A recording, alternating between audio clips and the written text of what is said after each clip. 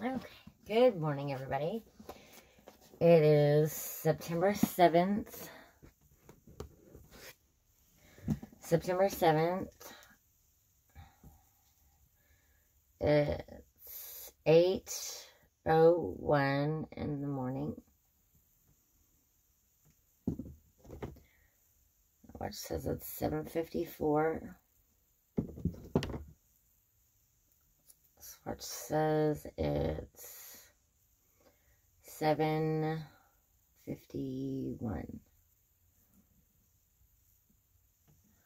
Okay, this is part 7 of the Oath. Frank Peretti's The Oath. Vic Moore, chapter 1. Vic Moore, tall, bearded, and burly, didn't need any trouble either. Finding work in Hyde Valley wasn't easy these days, especially for a contractor. Well, he'd managed to keep food on the table, which said something for his strength and cleverness.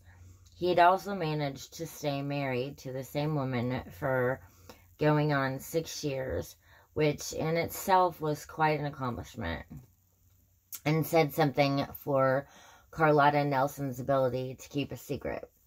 So things were going fine.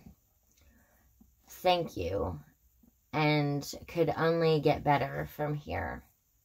At least, that was what he thought until that night. He was getting ready for bed, standing bare-chested in front of the bathroom sink, when he noticed what looked like a rash or some broken blood vessels directly over his heart. He leaned toward the mirror, trying to get a better angle to study the strange mark. It seemed to have a lacy, vein-like pattern to it, and covered an area over his breastbone on an inch or so wide and a little longer than the width of his hand. What in the world was this, he wondered.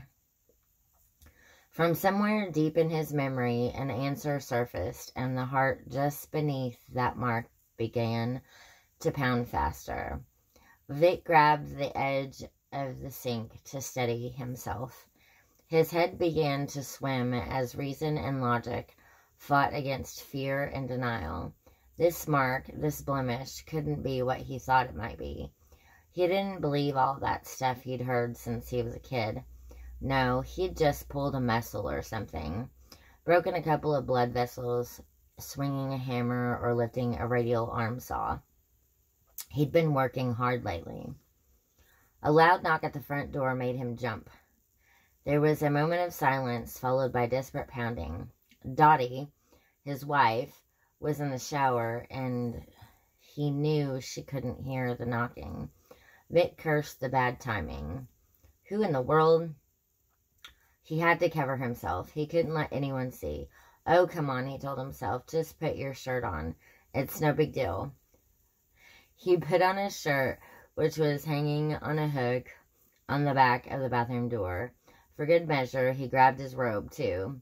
The pounding continued, and as Vic crossed his living room toward the front door, tying his robe as he went, he could hear a voice. Hello? Hello, please, somebody. Uh-oh. It sounded like Maggie Bly. He swung the door open.